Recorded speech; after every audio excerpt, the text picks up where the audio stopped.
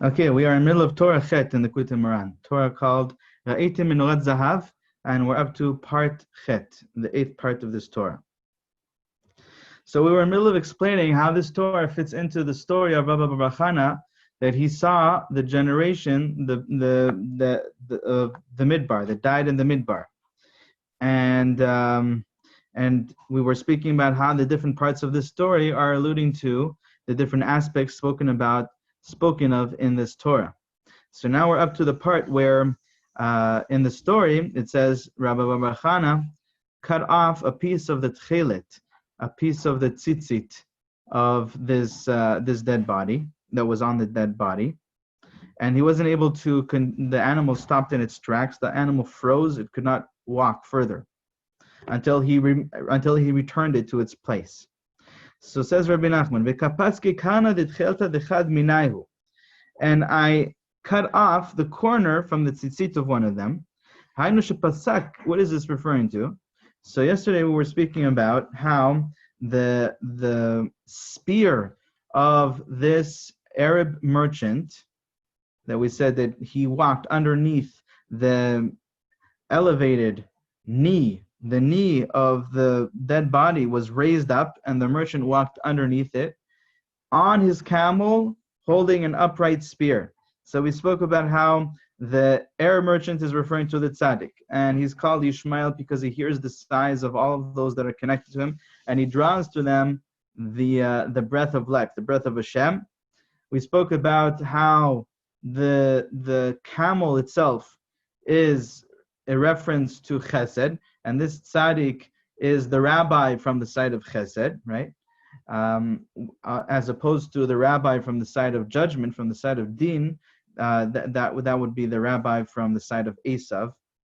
And the Romach, the spear, represents the Ruach Mem. It's the same letters as Ruach Mem. It's the breath of Hashem that is drawn from the Mem, which is the Torah, which is given to us in 40 days. And now he is saying that, what is this telling us in the story?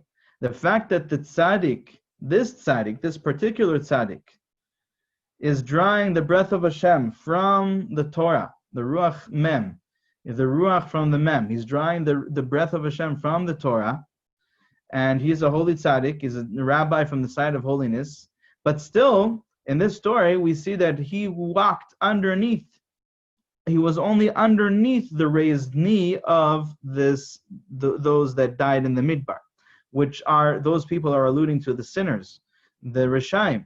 And so what does this mean? How is it possible that this rabbi from the side of holiness he's not even reaching the knee of the Rasha. He's not even reaching the success of the Rishaim, of the sinners, and he's only under the raised knee of the sinners. What is that? How is that possible? So earlier in the Torah, we spoke about how only a tzaddik that is a complete tzaddik, a tzaddik gamor, has the power to overcome the Rasha, to subdue the Rasha, and he has the power to go into the channels where the Rasha draws his life energy from and destroy those channels. And he is not afraid to completely push away the Rasha. He's not afraid of the power of the Rasha, even though the Rasha, as we saw, is metaphorically, he is compared to the wind of the storm, which is extremely powerful and extremely loud. But this tzaddik, the tzaddik gamor, the complete tzaddik, is not afraid of this Rasha. He's not afraid of that tremendous success, because since he has completely cleaned himself, rectified himself on the inside from any negativity in the 4 elements, which is all of the midot are connected to that. So he is able to go into the 4 elements, into the channels where the Rasha draws his energy from, and not be hurt from any of the negativity that the Rasha is connected to, that the Rasha has corrupted his 4 channels with. Since the tzaddik on his inside is completely pure from that, so he can even go into the 4 channels of the Rasha, the 4 channels where he draws his energy from, that the Rasha is completely corrupted with all these terrible midot, these terrible ways of living his life, and the tzaddik is completely immune to that, and so he's able to subdue the Rasha, he's able to overcome him, and he's able to push him away. But this story that we're speaking about in this story of Rabbi Bar Chana, what is alluded to in this story is another tzaddik. A tzaddik is not a tzaddik gamur. Okay, like the Benoni of the Balatanya. Okay, that he has sins, but not actual sins. He has the potential to sin. He has the ability to sin, even though he overcomes his Yetzer Hara. But he hasn't completely rectified and cleaned himself and purified. He hasn't completely purified himself from that negativity. It's still in potential by him, and therefore he is only underneath the raised knee, the success of the Rasha.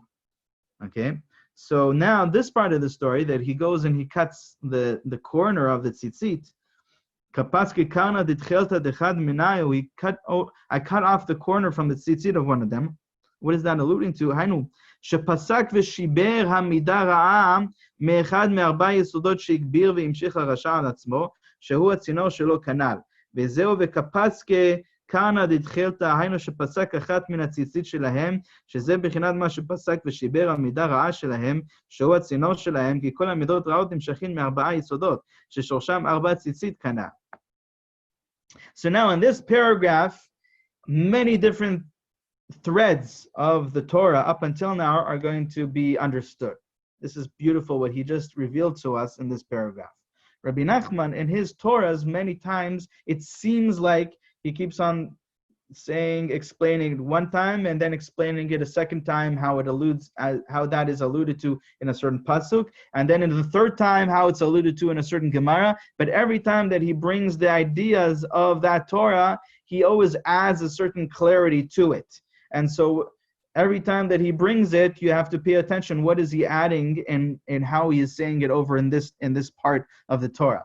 And so what he's adding here is that he's explaining to us exactly the mechanism behind how the tzaddik is destroying the four elements, the channels of the Rasha. How does that work? Okay, so up until now, Rabbi Nachman was saying how he goes into the channels of the Rasha and he does something. He doesn't say what. Okay. He does something that destroys the four channels of the Rasha, and therefore now the Rasha is no longer able to draw his life energy. The success of the side of the klipa is not able to happen because the tzaddik went in and broke down his channel. But how is that done? So now he clarifies that, and he says that the four elements are the four channels. The four elements, the Eish, Ruach, Maim, and Afar. And they are the source for all of the negative midot. That's the negative, the corrupted way of those four elements being expressed. Or they could be the source of the positive manifestation of these four elements. And we gave a whole shiur about that a couple of days ago, about what is exactly the ways of expressing those four elements in a positive way, where the Yud Kei Vav Kei is being revealed. And the point is here that when the tzaddik takes one of these four elements, the way that the Rasha draws his energy, his success, is by expressing and by embodying the negative expression of these four elements. When the Rasha takes a certain negative character trait, a certain midah ra'ah, a corrupted, spiritually dysfunctional way of living his life, disconnected from Hashem, and he increases that. So what he is doing through that is he is drawing energy from the side of concealment through that negative, that corrupted behavior. And we see this by Bilam. The Zohar tells us about Bilam, that Bilam went out of his way. He went out of his way, all of his work, all that he did. He had a whole avoda, just like we have the avoda where we go to shul and we daven and we serve Hashem with our hearts and with our learning Torah and with our prayers and with the holiness and all the mitzvot. Bilam went out of his way with his tremendous wisdom that he had, his tremendous spiritual knowledge. He went out of his way to do whatever he can to bring upon himself more and more impurity, more and more tuma and klipa, and the power of the tuma, the power of the klipa, through one of the specific negative expressions of these four elements, and that was through the sin, the immoral sexual relations that he had. Okay, he had immoral sexual relations with his animal, with his chamor, like the Gemara speaks about in Masechet Sanhedrin, and that's how he embodied the negative expression of the four elements, and he drew energy from the concealed side. Okay, it's like an avodah zarah. That's basically what it is, avodah zarah, and that's how he drew his energy, and that's how he drew his power and his success. So when the tzaddik wants to overcome the rasha, the tzaddik, if the tzaddik would want to overcome, let's say, Bilam, to subdue the rasha, the Bilam, and to destroy his ability to draw that life energy, the tzaddik would completely go into the taiva of immoral sexual relations and purify himself completely from that, completely destroy that negative character trait. It's not just about purifying himself, because he is already pure from that. So what the tzaddik would do is he would cause a tikkun. He would cause a rectification of that klipa, a rectification from that negative character trait, from that negative expression, that corrupted expression of the elements, of the midot, of the way of living. The tzaddik is going to do a tikkun where he removes that klipa, he removes that negativity that the rasha is so mixed into, where the rasha is living his life by. For the rasha, that's the rasha's God. The rasha's primary focus in life is his primary way of living life, his belief system, everything that he lives for is that. And the tzaddik is going to come ahead and he's going to break that apart by destroying that negative character trait, by causing a tremendous tikkun. And how the tzaddik does that, he can do that through tefillah, he can do that through learning Torah. When a person learns Torah that is connected to a certain aspect, a certain midah, a certain mitzvah, then a person is increasing that tikkun in the world. And the tzaddik has the ability to go ahead and to completely remove and destroy that negative character trait, that klipa of the rasha, through his avodat Hashem. And when he does that, he is destroying the channel through which the rasha is drawing his energy from. Okay? When you're talking about the Arba Yesodot, are you talking about the fire, water, fire, wind, water, and earth? Yes. So why is it just what the rasha gets his midas from? Is it not everything comes from that?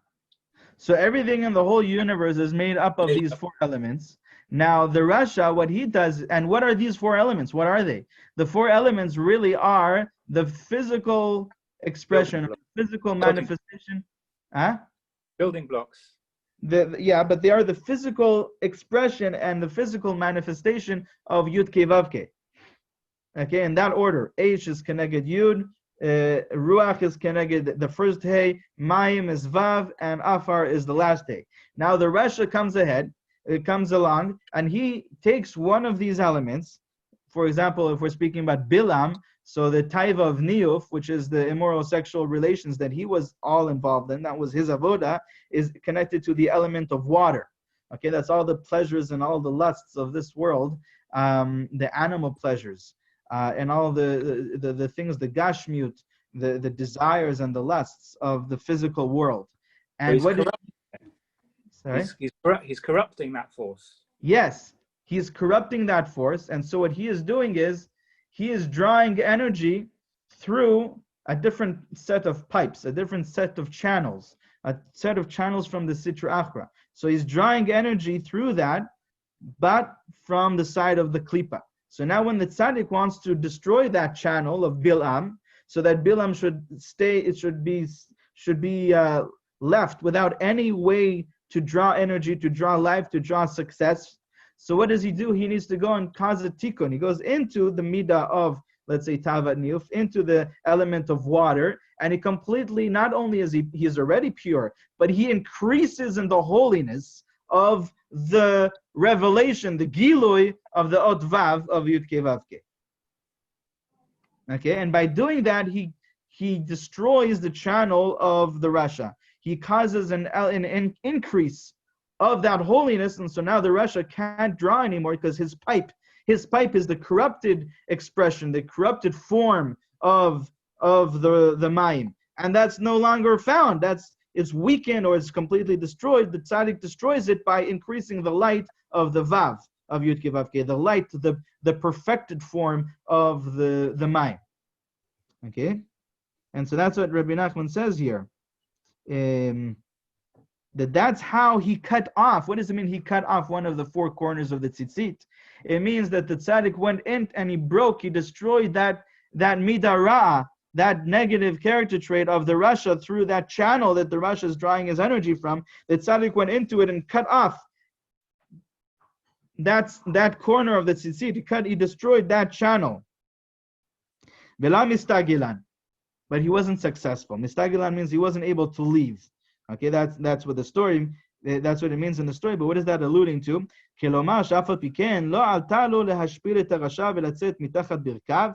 אף על פי שפסק ושיבר המידה רעה של הרשע שנמשכת מארבעה יסודות ששורשם ארבעה ציצית כנ"ל, שזהו בחינת וקפץ כתקרנא דתחילתא דחד מנהיו, אף על פי כן לא היה יכול להשפילו ולצאת מתחת ברכיו, בחינת ולא מסתגלן, שפירושו שלא היו יכולים לצאת משם, היינו כנ"ל.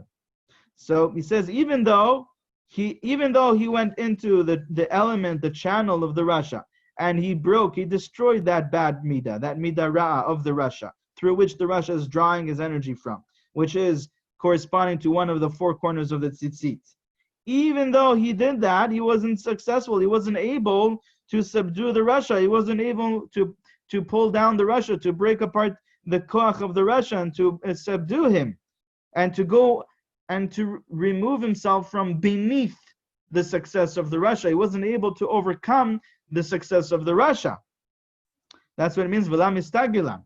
That he wasn't able to leave there. He wasn't able to get out from under the success of the Rasha. He wasn't able to get out from under the raised knee of the Rasha. How come? Amar li dilma shakli tmide minayu. So he told him, "Hi, maybe you took something from them." What does it mean? Maybe you took something from them. היינו שמא יש לך אחד מארבע יסודות שלא תיקנת בשלמות להפריד ממנו הרע לגמרי. ועל כן המסתגלן כמבואר לאל שכל זמן שנשאר בו איזה אחיזה בעלמא מהרע של איזה מידה, אינו יכול להכניע את הרשע, וזהו דילמה שקלי תמידי מניו, שמא לקחת קצת מהם, היינו שמא יש בך עדיין איזה אחיזה מאיזה מידה רעה של הרשעים שלקחת לעצמך איזה מידה ותאווה שלהם. ועל כן המסתגלן, ועל כן איננו יכולים לצאת מהם כנ"ל. He says the reason why he wasn't successful in overcoming the Rasha, he wasn't successful in getting out from under the success of the Rasha, is because he wasn't a tzaddik gomer. This particular tzaddik that he is speaking about in this story, that is coming to illustrate all of the ideas that he taught us in this Torah, is speaking about a tzaddik that wasn't a tzaddik gomer, and he still has, even though it's not actual, he doesn't have any actual averot, doesn't have any actual sins, doesn't have any actual negative character traits, any actual midot ra'ot, but in potential, as we said before, like the Benoni, it's in potential by him. So it's within him. So he's not completely immune to the negativity of the Rasha.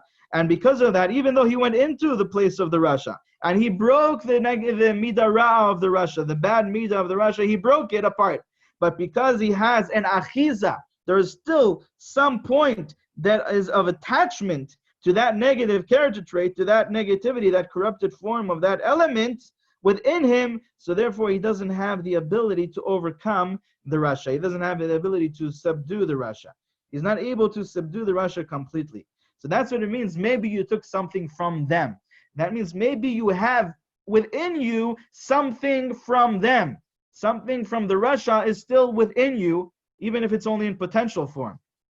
Because we have a tradition, we have already established that anyone who takes anything from them cannot depart, cannot overcome them, cannot leave from there. היינו כנ"ל שיש לנו קבלה שכל מי שלוקח לעצמו איזה דבר תאווה או מידה רעה של הרשעים, היינו שיש בו עדיין איזה אחיזה מהמידות רעות שלהם, אינו יכול לצאת מהם ולהכניעם. Because we have this tradition that anyone who takes for himself, who keeps by himself any of the desires or the bad character traits, the ta'avot or the midot ra'ot of these Rishayim, he has still an attachment to that in any way, so he's not able to overcome, to leave and depart, to remove himself from underneath the success of the Rasha, to overcome the Rasha and to subdue the Rasha. As the Yahadarte, היינו שהחזרתי מה שהיה אצלי איזה מעט אחיזת הרע מהמידות רעות שלהם, החזרתי והפרשתי ממני. So he says, I went back and I returned the corner of the tzitzit, meaning I went back and I returned whatever little bit of attachment that I still had, even in potential, even bekoach, to those midot ra'ot, to that klipa, to that taiva, to that sin, whatever it is, I removed it and I returned it to them, meaning I completely removed it from myself. החזרתי והפרשתי ממני, והדה מסתגלן, and then we were able to leave, שאז עלתה בידינו לצאת מתחת בקו להכניעו ולהשפיעו, כמובן לאל, שצדיק גמור שמפריש מעצמו כל אחיזת הרע שלהם לגמרי, הוא יכול לצאת מהם ולהכניעם ולהשפילם, מבחינת משפיל רשעים עד הארץ. So now we were able to leave, we were successful in emerging from underneath the success of the Rasha, from underneath the raised knee of the Rasha, and we're able to subdue him, and we're able to humble him, right? As we said before, that now that he's the tzaddik gamur, now he's the complete tzaddik, is completely immune to that negativity. He now has that power to overcome the Rasha completely, as it says, mashpil reshaim ad haaretz, right? The pasuk that he throws down and he casts down all of the wicked into the ground. And we said that those four words have the same Rashi Tevot, the same Rashi Tevot, the beginning letters of these four words is the same as the acronym for Eish Rach Maim Afar, the four elements that he rectified. Also earlier in the Torah, Rabbi Nachman said, not only do you need a tzaddik gamar, a complete tzaddik, in order to be able to do this tikkun, anyone who's connected to the real tzaddik is also able, all of those that are mekusharim, that are connected to the real tzaddik, have this ability as well. And yesterday, after the shir, we spoke about how a person goes about increasing the kashrut to the tzaddik. So now Rabbi Nachman goes into explaining this whole Torah in the pasuk that he began the Torah with, and that's the pasuk Ra'iti Menorat Zahav. Okay, so Ra'iti Menorat Zahav ve'gula al rosha, and I think this is a good point for us to continue Bezrat Hashem in tomorrow's shir. Okay. Excellent. Shkoyach. My pleasure. Baruch Hashem.